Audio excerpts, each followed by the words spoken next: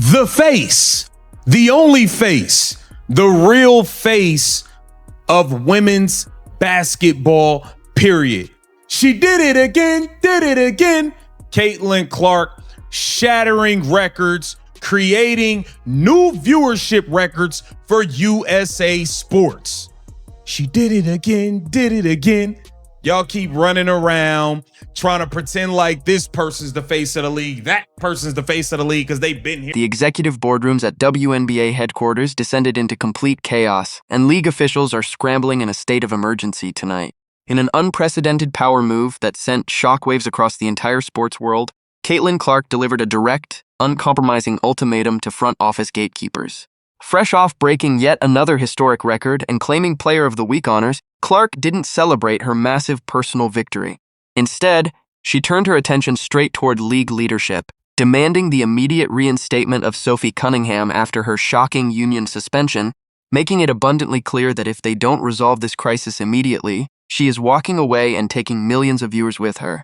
To truly understand the panic currently gripping network executives and administrative committees, you have to examine the questionable politics that triggered this confrontation in the first place. Sophie Cunningham, one of the most authentic, hard-nosed, and fan-favorite personalities in modern women's basketball, was hit with a baffling, heavy-handed union restriction that left millions of fans completely outraged. Rather than rewarding actual merit and on-court grit, administrative officials decided to play backroom politics, sidelining Cunningham, and hoping the public wouldn't notice. But they made one massive, critical mistake. They completely underestimated Caitlyn Clark's loyalty to authenticity. More than 50 years of sports business, Darren Rovell is telling the truth. Leagues and unions have been long forbidden using derogatory NIL. The most popular NBA student example of this is the Reggie Miller choke and crotch grab. There she is, Helen of Troy. There she is, Helen of Troy, Sophie Cunningham herself.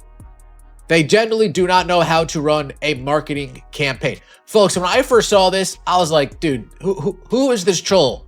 Who is this troll? But then I looked at the source and I was like, oh, this is a real source.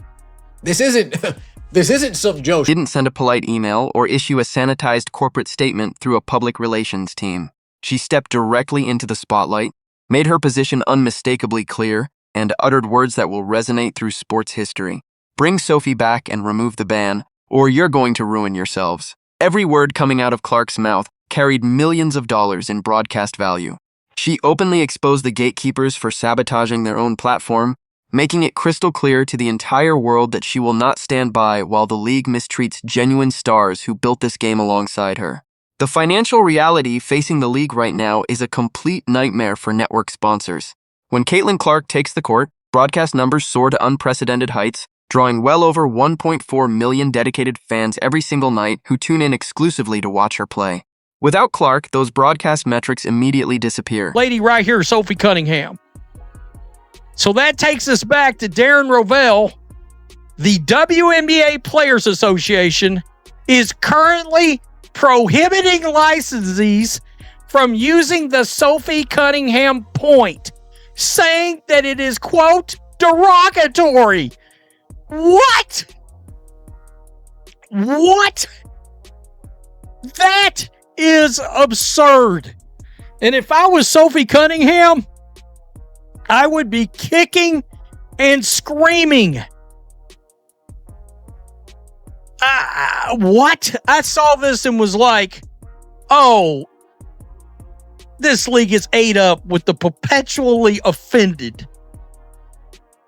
The most viral moment of the year can't get licenses because you got players that were offended by it. Remember all the people online? Oh, that's so disrespectful to black women. Threatening to withdraw her star power in defense of Sophie Cunningham, Clark effectively placed the entire economic engine of the sport in her hands. She proved in a single moment that those 1.4 million fans don't belong to the league's corporate brand. They belong to her. Behind locked doors at corporate headquarters, high-level meetings have descended into chaotic arguments and blame shifting. Network producers who already pre-sold millions of dollars in primetime advertising slots are firing off frantic emergency calls to league executives. How do you explain to global sponsors that your marquee superstar is threatening a complete shutdown over an unjust player suspension? The gatekeepers who spent years wielding their administrative power over athletes are suddenly realizing they have no leverage left. They either bow to Clark's demands or watch their entire enterprise collapse live on national television. That's really the question. Like, is Caitlyn going to be your superstar? And you're Batman, and Kelsey, you're Robin. The fact that this even has to be a conversation is why this thing needs to be split apart. The Indiana Fever, when Caitlyn and Kelsey play, yes, they're effective because they're both really, really great basketball players. I mean, well, Kelsey, she could score. She don't do nothing else, but she could score the hell out the basketball. But the fact that there's no pecking order established, it's like a free-for-all, that is the problem. That's the problem. The Dallas Wings established a pecking order. The Las Vegas Aces established a pecking order. The Liberty established a pecking order. Like all these other superstars, or not other stars, because they're not superstars because people don't really watch them. But all of the other great players, LA Sparks, Kelsey Plum, there's a pecking order.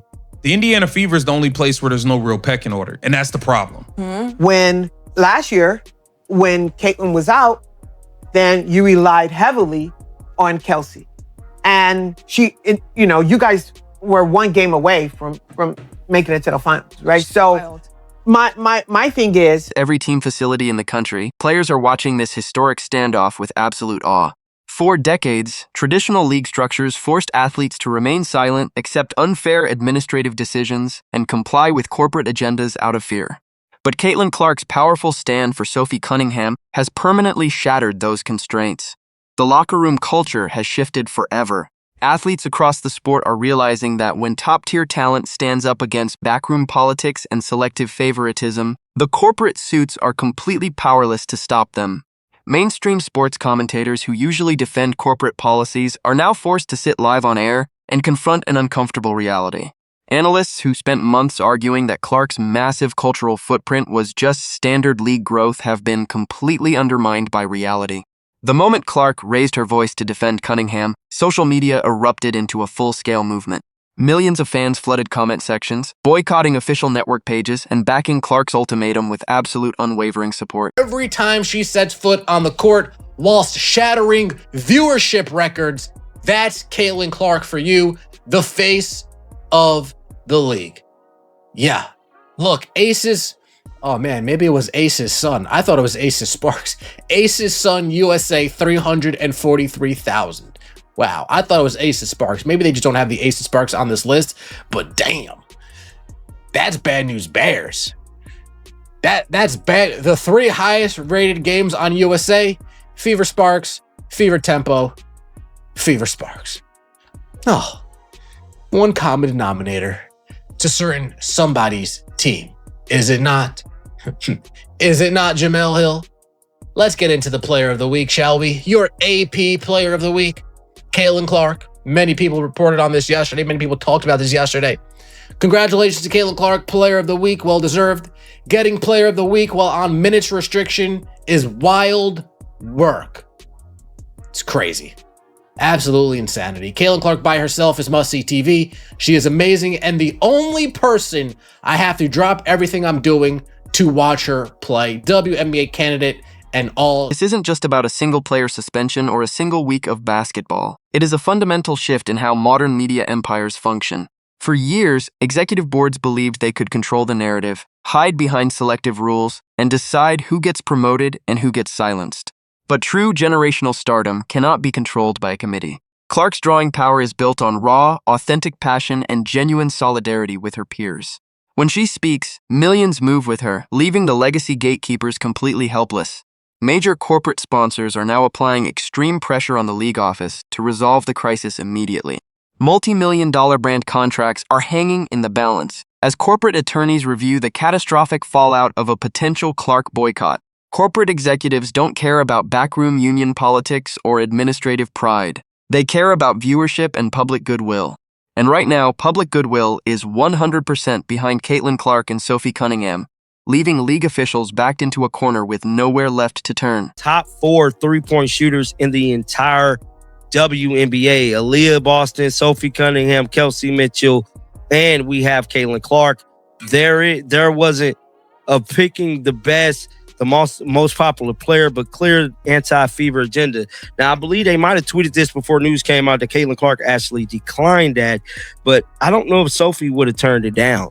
Now, we don't know if they invited Sophie, but I'm pretty sure Sophie is definitely going to respond to this. You know what I'm saying? I do know Sophie do respond to people. If we like add her a bunch of times on Twitter, try to see why, like, got to be something we could do. Sophie Cunningham, as of right now, is 43%. Aaliyah Boston, 46%. Kelsey Mitchell, 42%. Wow. Wow, bro. So, technically, Aaliyah Boston is the best three-point shooter right now in the whole W. Wow, bro. Where's AZ Foot at? Wow. Wow. It's definitely going to be a boring three-point contest. But I want to know you guys' thoughts down in the comment section right now.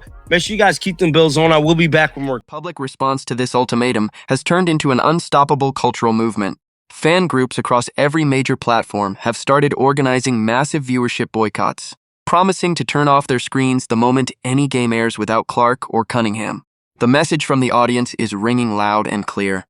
Sports fans demand fairness, respect, and authentic competition, and they will gladly watch the entire league's ratings decline if executive suits refuse to do the right thing. The line in the sand has been drawn permanently, and there is no going back for the front office. The administrative gatekeepers can try to spin the narrative, release damage control statements, or hide behind legal language, but the public sees the unvarnished truth. Caitlyn Clark has officially used her massive record-breaking platform to protect her fellow players, exposing the corporate machine and proving once and for all that true greatness will always triumph over administrative corruption. Just proud of our group, and obviously a lot of people stepped up in AB's absence, and obviously KK, was incredible tonight too. You said you could tell before the game started. Was there a moment or point in time where that happened? Did a specific thing happen? How did that feeling come for you? I mean, I feel like, I don't know, I feel like you just have to believe you're going to have those type of nights, and you have to visualize having those type of nights. And I feel like that's what I did. And, it's not always going to go your way. Sometimes there's going to be, a stretch where the ball's not going through the rim and you can't get discouraged. And I know all the time and the work that I've put in, and people believe in me, and more than anything, I believe in myself. And, you just got to dig your feet in a little bit. And, when it's not going your way, nobody cares. Find a way to make it better and find a way to help your team win and make this team better. And I feel like that's what I always try to do. It's 102 tie.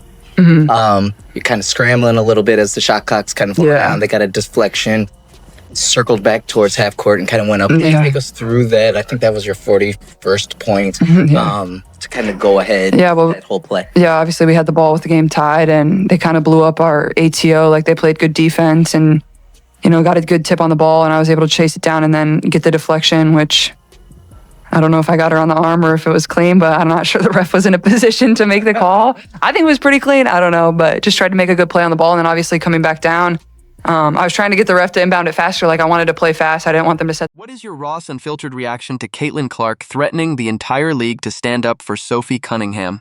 Is this the greatest power move in modern sports history? Or did the league ruin its own reputation by trying to ban fan-favorite stars in the first place? Drop your thoughts in the comments section below right now. Let's start a massive discussion down in the comments.